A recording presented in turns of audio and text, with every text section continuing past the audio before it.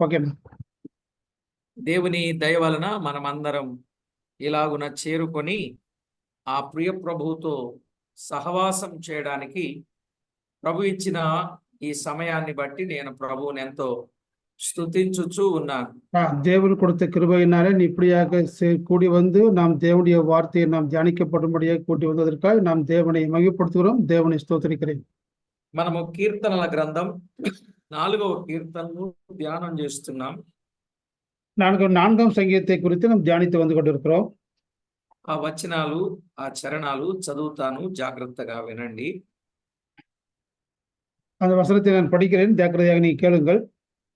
నా నీతికి ఆధారమగు దేవా, నేను మొర్రపెట్టినప్పుడు నాకు ఉత్తరమిమ్ము. ఇరుకులో నాకు విశాలత కలుగజేసిన వాడవు నీవే.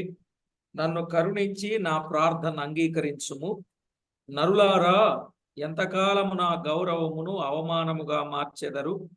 ఎంతకాలము వ్యర్థమైన దానిని ప్రేమించెదరు? ఎంతకాలము అబద్ధమైన వాటిని వెదకెదరు? యెహోవా తన భక్తులను తనకు ఏర్పరచుకున్నాడని తెలుసుకొనుడి.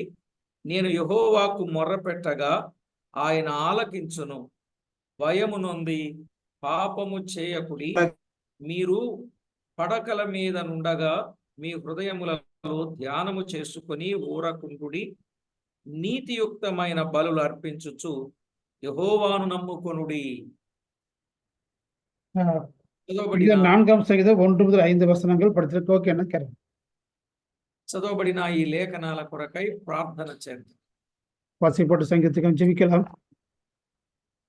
జీవాధిపతి అయిన మా దేవా, మీ ఘనమైన దివ్యమైన అమూల్యమైన మీ నామమునకు వందనాలు, స్తుతులు, స్తోత్రాలు చెల్లిస్తున్నాము. జీవాధిపతి దేవుని ఘనమైన నామమునకు ఘనతయు మహిమ స్తోత్రములు నాங்கள் செலுத்துகிறோம். మమ్మను ఎంతో ఎక్కువగా ప్రేమించి మీ కృపతో జ్ఞాపకం చేసుకొని మమ్మను దినదినము అనుదినము ఆదుకొని నడిపించుచూ ఉన్నందుకు స్తోత్రములు. எங்களை கிருபையால் நினைவு கூர்ந்து அனுதினமும் ஒவ்வொரு நாளும் எங்களை ஒவ்வொரு நடத்தி வருகின்ற கிருபைகளுக்காக நாங்கள் ஸ்தோத்திரிக்கிறோம். ఏ యోగ్యత లేకపోయినప్పటికీ మమ్మను ప్రేమించి మీ దయతో ఆదుకొని నడిపించుచూ ఉన్నందుకు స్తోత్రములు. எந்த அருகதையும் இல்லாது இருந்த பொழுது நீர் எங்களை உங்களுடைய தயவினாலே கிருபையால் நடத்தி வருகின்றதற்கு நாங்கள் ஸ்தோத்திரிக்கிறோம். చదవబడిన లేఖన భాగమును దీవించి మా అందరితో మాట్లాడమని కోరుచు வாசிக்கப்பட்ட வேத பகுதிகளை நாம் ஜெபித்து நீர் எங்களோடு பேசும்படியாக கேட்டுக்கொண்டு యేసుక్రీస్తు నామమున వేడుచూ ఉన్నాము తండ్రి. యేసుక్రీస్తు నామమున జెబిத்து వేண்டிக் కొడుకురోం నల్ల పితావే. ఆమేన్. ఆమేన్. ప్రభునందు ప్రియులారా, మనము చదువుకున్న దైవ లేఖనములు దేవుడు నీతికి ఆధారమైన దేవుడు అనే మాట మనము చదువుకున్నాం. గత వర్తమానంలో ధ్యానం చేశాం. நம்முடைய நீதிக்கு ஆதாரமானவர் தேவன் என்று சொல்லி இன்றைய நாட்களில் தியானித்தோம், கடந்த வாரங்களில் தியானித்து வந்தோம்.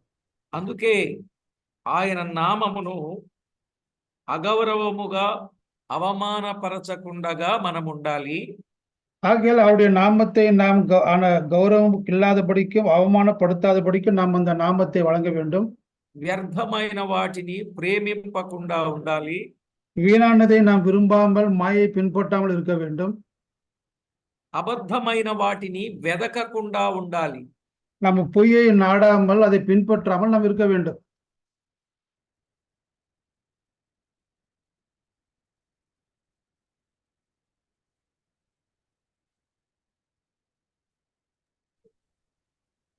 ప్రియులారా, మరి ఏం చేయాలి అనంటే 4వ చరణంలో తేటగా చెప్పబడింది. நாம் என்ன செய்ய வேண்டும் என்று சொல்லி 4ஆம் வசனத்திலே நமக்கு சொல்லப்பட்டிருக்கிறது. భయము నొంది పాపము చేయకుడి అన్నాడు. நீங்க சாப்பிடுறோம், நீங்க பயம் நடந்து கொள்ளுங்கள், அதே மாதிரி பாவம் செய்யாதீர்கள் என்று சொல்கிறார். కనుక భయము నొంది పాపము చేయకుండా ఉండే అనుభవాలు కలిగిన వారుగా ఉండాలి. நாம் பயப்பட்டு, நாம் தேவனுக்கு பயப்பட்டு நாம் பாவம் செய்யாதபடிக்கு நம்மை காத்துக்கொள்ள வேண்டும். ప్రియులారా, ఈ దినాలలో దైవ లేఖనంలో పాపం అంటే భయపడాలి, పాపం అంటే భయపడాలి. அதாவது பாவம் செய்யக்கூட இருக்க வேண்டுமானால் நாம் கர்த்தருக்கு பயப்பட்டு நாம் జీవిக்க வேண்டும். కానీ ఈనాడు మానవునికి పాపం అంటే భయము లేదు, హేయము లేదు, ప్రియము అన్నట్టుగా ఉంది.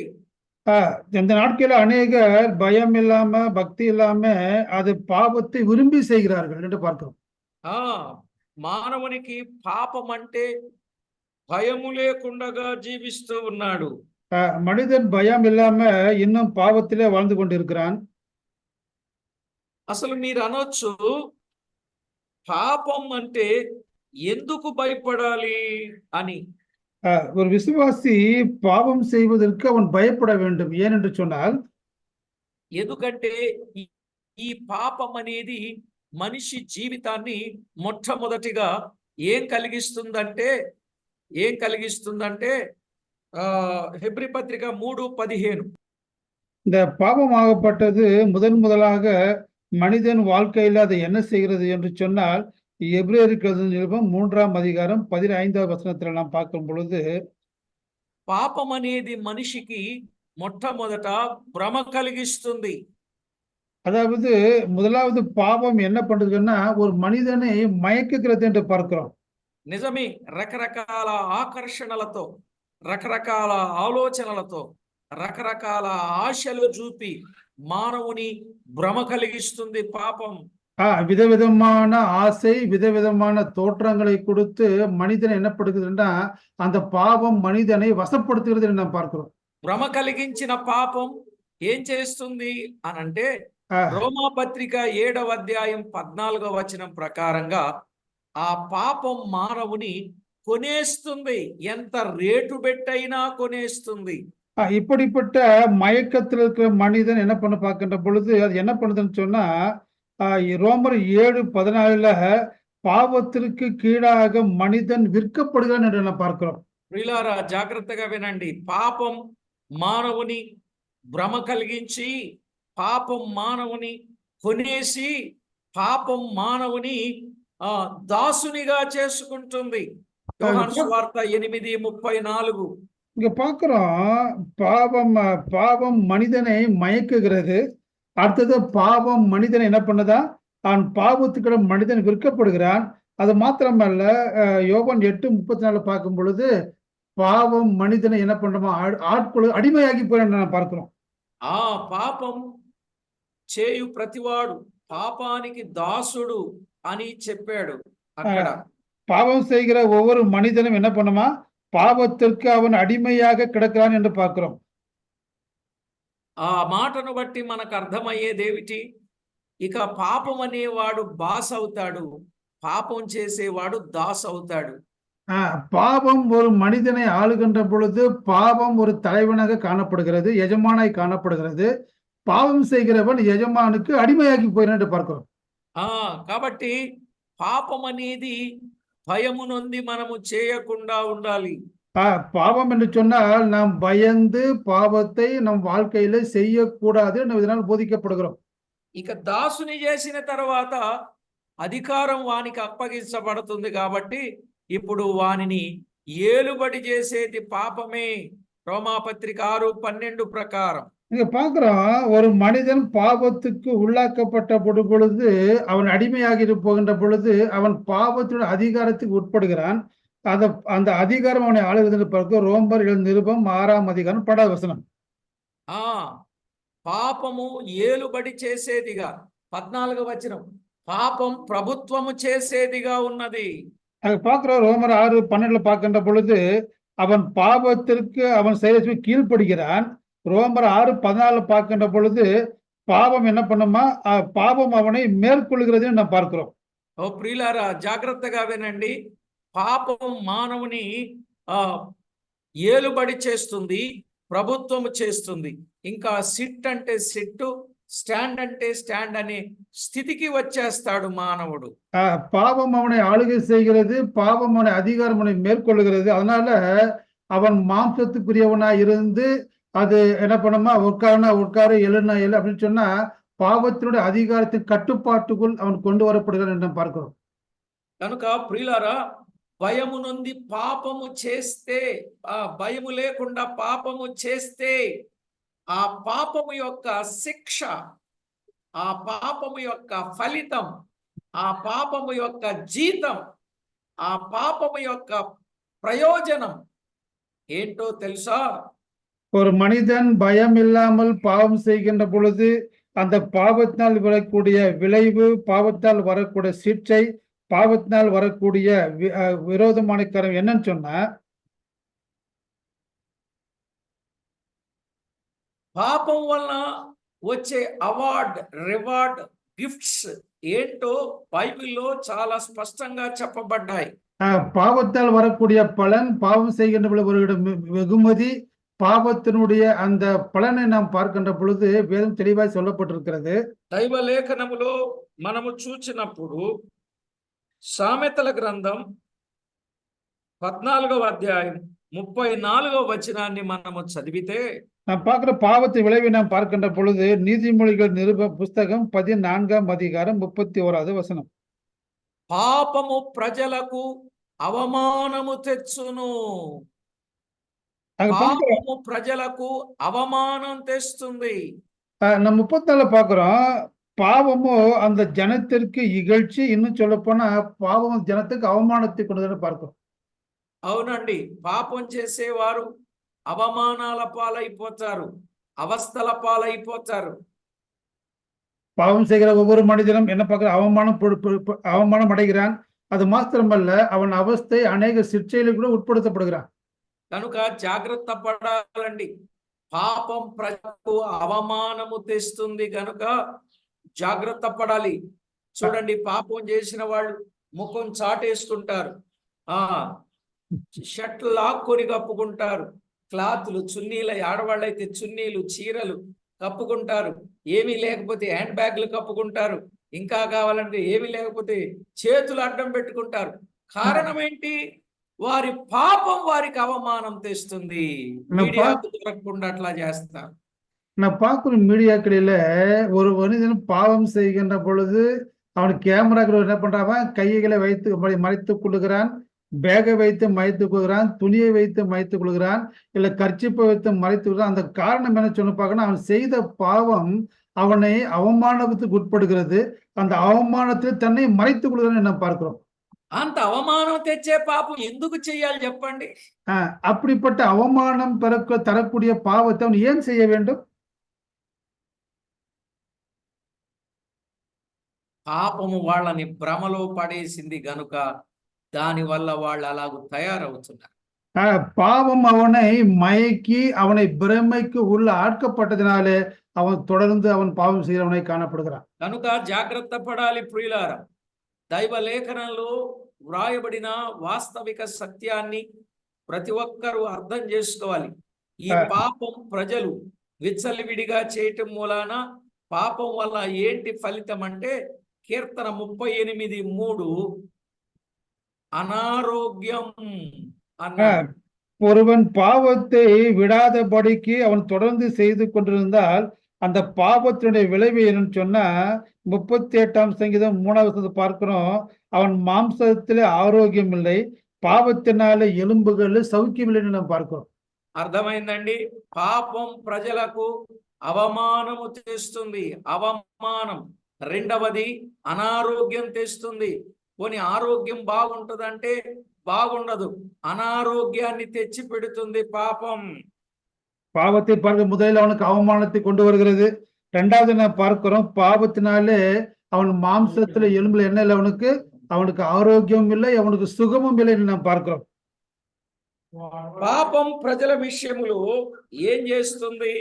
యోహాను సువార్త 5వ అధ్యాయం 14వ వచనాన్ని చదివితే, పాపం మరెక్కువ కీడు తెచ్చి పెడుతుంది అన్నాడు.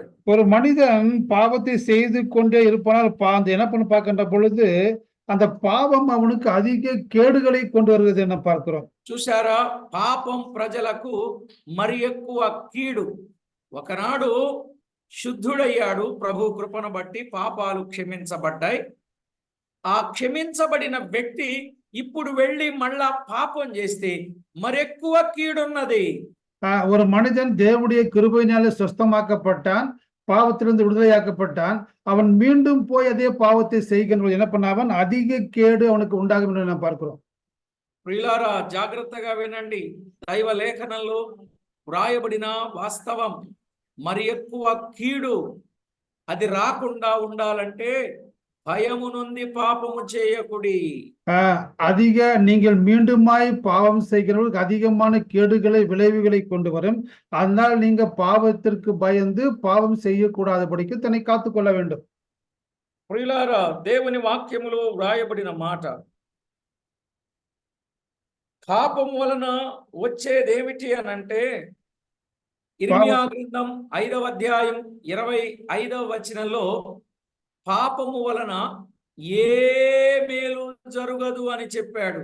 இன்னும் நாம் பாவத்திலே விளைவுகளை எல்லாவற்றையும் பார்க்கின்ற பொழுது எரேமியா நிருபம் 5ஆம் அதிகாரம் 25வது வசனத்தில் நாம் பார்க்கின்ற பொழுது உங்கள் பாவங்களை உங்களுக்கு எந்த நன்மையும் கொண்டு வராது என்று நாம் பார்க்கிறோம். ఈనాడు మానవుడు మేలెందుకు పొందలేకపోతున్నాడంటే అది పాపం వల్లనే. இந்த நாட்களில மனிதனுக்கு ஏன் நன்மை பயப்பதில்லை, நன்மை கிடைப்பது இல்லை என்று சொன்னால் அவன் செய்த பாவங்களின் மூலமாகத்தான். చూడండి, ఎండలు బాగా మండిపోతున్నాయి అని అంటే ఒక ఆయన అన్నాడు, మరి పాపం ఎక్కువైపోతే ఎండలు బాగా మండవా అన్నాడు ఒక ఆయన. ஒரு மனுஷன் சொன்னா நீ நாட்களே வெயில் அதிகமா இருக்குது சொன்ன பொழுது பெரியவர் சொல்றாரு, பாவம் அதிகமாக பெருகின்ற பொழுது வெயில் அதிகமாகாதா? ஒரு கேள்வியை கேட்கிறார்.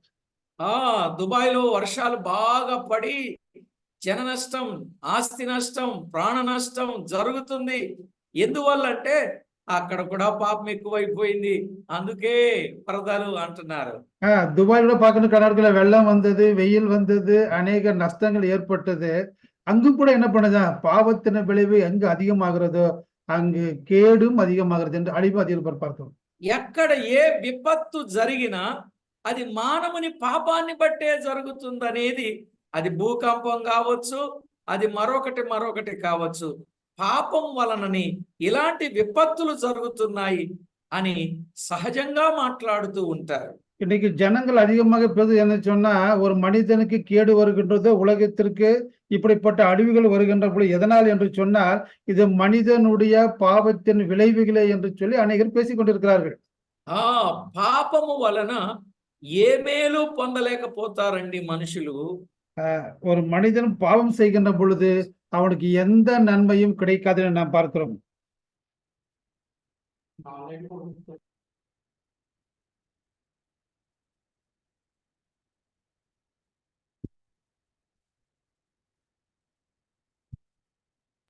ప్రభునందు ప్రియులారా, దేవుని వాక్యములో వ్రాయబడిన మాట, పాపము వలన ఏమున్నది? 8వ అధ్యాయం, రోమాపత్రిక 8వ అధ్యాయం 24వ వచనంలో ఒక మాట స్పష్టంగా వ్రాయబడి ఉంది. இன்னும் பாவத்தின விளைவு என்னன்னு பார்க்கின்ற பொழுது ரோமருக்கு நிருபம் 8வது அதிகாரம் 24வது வசனத்தை நாம் படிக்கலாம். పాపము వలన దేహమునకు శిక్ష అన్నాడు. పాపానికి శిక్ష ఉంది ప్రియులారా. அதாவது பாவத்தின் மூலமாக பார்க்கின்ற பொழுது மனிதருக்கு பார்க்கின்ற பொழுது சிக்ஷை உண்டு என நாம் பார்க்கிறோம். అందుకే భయము నుండి పాపము చేయకూడి అని చెప్పాడు. அதான் சொல்றது, நீங்கள் பயப்பட்டு தேவனுக்கு விரோதமாக நீங்கள் பாவம் செய்யாதீர்கள் என்று சொல்றோம். ఇంకేముంది? రోమాపత్రిక 6వ అధ్యాయం 23వ వచనంలో இன்னொன்னு பார்க்க ரோமருக்கு நிருபம் 6వ 23வது வசனத்துல పాపము వలన వచ్చు జీతం మరణం అన్నాడు. அங்க பார்க்கிறோம், பாவத்தினுடைய விளைவினன் சம்பளம் பார்க்கின்ற பொழுது அங்கு மரணம் என்று நாம் பார்க்கிறோம். కనుక ఈరోజు ఎవరైనా పాపము యొక్క భ్రమలో పడి ఏ రకమైన పాపము చేస్తున్నా ఆ పాపము చేసే ప్రతి వారికి మరణం అనేది ఉన్నది అని చెప్పాడు. இங்க பார்க்கிறோம், ஒரு மனிதன் பாவம் செய்கின்ற பொழுது அந்த பிரமையில் இருக்கின்ற பொழுது வரக்கூடிய சிக்ஷை என்று சொன்னால் மரணமே. మరణం అయిపోయింది, మరణం అయిపోయాడు, అమ్మయ్య పీడ విరగడైపోయింది అని చెప్పడానికి ఏమైనా ఉందా? ஒருவேளை மரணித்த பின்பு அவன் மீண்டுமாய் படைப்பதற்கு ஏதாவது அசாத்தியம், ஏதாவது காரணம் உண்டா? పీడ విరగడైపోయిందని చెప్పడానికి లేదు. చనిపోతే పీడ విరగడవటం కాదండి, మానవునికి పీడ ఎక్కువ అవుద్ది. ఎందుకంటే పాపము చేసిన వారిని పాతాళం పట్టుకుంటది. பாவம் செய்கிறவனை பார்க்கின்ற பொழுது அவனுக்கு அதிக அது விளைவு என்னன்னு சொன்னா அவனுக்கு விடுதலை இல்லை. பாவம் செய்தவனை பாதாளம் பட்சிக்கும் என்று நாம் பார்க்கிறோம். యోబు గ్రంథం 24:19 వ్రాయబడింది. யோபு 24:19 அந்த காரியத்தை நாம் பார்க்க முடியும். కనుక ఈలాగున పాపము చేసిన ప్రతి మానవునికి రేపు పాతాళం పట్టుకుంటే ఆ పాతాళములో అగ్ని ఆరదు, పురుగు చావదు, యుగ యుగాలు బాధను అనుభవించవలసినదే. அங்க பாதாளம் பட்டிக்கொண்ட ஒரு மனிதனை அக்னி அவியாது, புழு சாவாது, சதா காலம் என்ன பண்ணா அவன் ஐயோ ஐயோ என்று வேதனைகளை அந்த பாதாளத்தில் அனுபவித்துக் கொண்டிருப்பான். కనుక ఆ పాపము నుండి విరుగుడు కలుగ చేయడానికి పాప ప్రాయశ్చిత్తార్థమై ప్రభు అయిన యేసు క్రీస్తు ఈ లోకానికి వచ్చాడు. பாவத்திலிருந்து பிராயச்சித்த பலியாக, பாவத்திலிருந்து விடுதலை கொடுக்கப்படும்படியாக நம்முடைய ஆண்டவராக இயேசு கிறிஸ்து உலகத்திற்கு வந்தார். తన అమూల్యమైన ప్రాణాన్ని మన కొరకు పణంగా పెట్టాడు. அவர் தன்னுடைய அருமையான தன்னுடைய உயிரை நமக்காக விலைக்கரையமாய் கொடுத்தார். ఆయన మరణించాడు, సమాధి చేయబడ్డాడు, తిరిగి లేచాడు. அவர் மரித்தார், அடக்க பண்ணப்பட்டார், மீண்டுமாய் உயிர்த்தெழுந்தார்.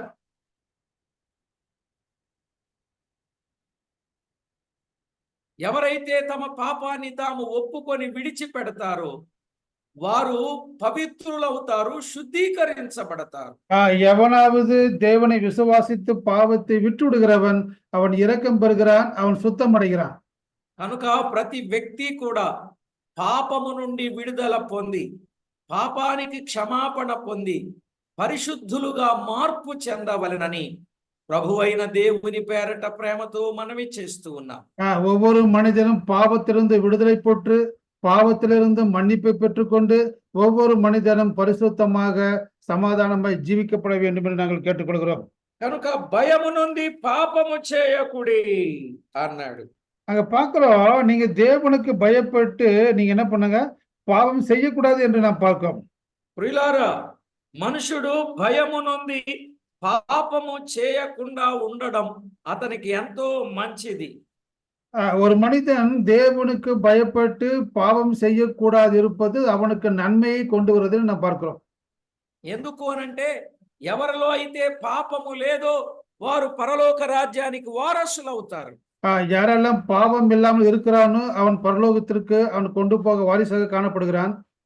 ఇప్పటి వరకు ఇంకా ఎవరైనా పాపముతో ఉన్నట్లయితే పాపాన్ని ఒప్పుకొని విడిచిపెట్టి పరిశుద్ధులుగా మార్పు చెంది పరలోక రాజ్య వారసులు కావాలనని ప్రేమతో మనవి చేస్తూ ఉన్నా. ஒரு யாரெல்லாம் பாவத்தில் இருக்கிறார்களோ அவர்களெல்லாம் பாவத்திலிருந்து விடுதலை பெற்று பரிசுத்தமாக்கி கொண்டு அந்த பரலோக ராஜ்யம் சென்று சேர உதவி செய்யப்படும்படியாக நாங்களே பட்சமாய் கேட்டுக்கொள்கிறோம். ఆయన చెప్పిన మాటలు భయము నుండి పాపము చేయకుడి. ఎందుకు అర్థమైందా? భయము నుండి పాపం ఎందుకు చేయకుండా ఉండాలో అర్థమైందా, అర్థం కాలేదా? நம்ம பயப்பட்டு ஏன் பாவம் செய்யக்கூடாது என்ற காரியத்தை உங்கள் புரிந்திருக்கும் நினைக்கிறேன். புரியவில்லை என்று சொன்னால் புரிந்து கொள்ள வேண்டும். చెప్పండి, అర్థమైతే ఇక నుండైనా సరే ఇక భయపడి దేవుడున్నాడు, దేవుడు చూస్తున్నాడు, దేవుడు వింటున్నాడు కాబట్టి నేను పాపము చేయకూడదని ఎవరికి వారే ఎంతో జాగ్రత్తతో జీవించవలసిన వారై ఉన్నారు. ஒவ்வொரு மனிதனும் தன்னுடைய வாழ்க்கையிலே தேவன் பார்க்கிறார், தேவன் கேட்கிறார், தேவன் எல்லாவற்றையும் அறிந்திருக்கார் என்று சொல்லி பாவத்தை விட்டு விலகி அவன் தன் வாழ்க்கையை ஜாக்கிரதையாக அவன் பாவம் இல்லாமல் வாழ வேண்டும் என்று கேட்டுக்கொள்கிறோம். కనుక ప్రతి ఒక్కరూ జాగ్రత్త పడి దేవునికి మహిమకరంగా జీవించవలనని ప్రభు పక్షముగా ప్రేమతో తెలియచేస్తూ ఉన్నారు. ஒவ்வொருவரும் ஜாக்கிரதையாக இருந்து தேவன் பற்றிய பயத்தோடு பக்தியோடு பாவம் இல்லாமல் வாழ வேண்டும் என்று சொல்லி நாங்கள் பட்சமாக கேட்டுக்கொள்கிறோம். ప్రార్థన చేసుకుంటాం. ஜெபம் செய்வோம். పరిశుద్ధుడవైన మా తండ్రి, మీకు స్తోత్రము చెల్లిస్తున్నాం. பரிசுத்தமுள்ள பிதாவை நாங்கள் ஸ்தோத்திரிக்கிறோம்.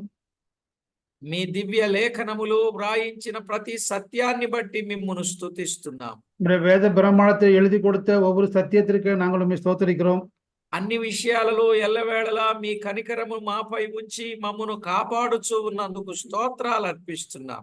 எல்லா வேளையிலும் நீர் எங்களை இரக்கம் வைத்து அன்பு செய்து எங்களை காப்பாற்றி வருகின்ற விதத்திற்கு நாங்கள் ஸ்தோத்திரிக்கிறோம். మీకు రావలసిన మహిమ మేము తేవడానికి మా ప్రాణాత్మ దేహములను మీరు సిద్ధపరచమని వేడుకొంచున్నాము. நாங்கள் உங்களுக்கு மகிமை கொண்டு வருவதற்காக எங்கள் ஆவி ஆத்மா மூலம் சரீரத்தை நாங்கள் சமர்ப்பித்துக் கொண்டு ప్రతివారు మీ అందలి భయము భక్తి కలిగి జీవించి మిమ్మును ఎంతో మహిమపరచగలుగునట్లు సిద్ధపరచమని కోరుచు ஒவ்வொரு மனிதனும் பாவம் செய்யாதபடிக்கு பயத்தோடு பக்தியோடு வாழ வேண்டும் என்று சொல்லி நாங்கள் கேட்டுக்கொண்டு మా ప్రభు అయిన యేసు క్రీస్తు నామమున వేడుచు ఉన్నాము తండ్రి. ஆண்டவர் மீட்பெருமாகி உன்னதமான இயேசு கிறிஸ்து நாமத்தினாலே ஜெபித்து வேண்டிக் கொள்கிறோம் நல்ல பிதாவே. ఆమేన్. ஆமென். Amen. Amen.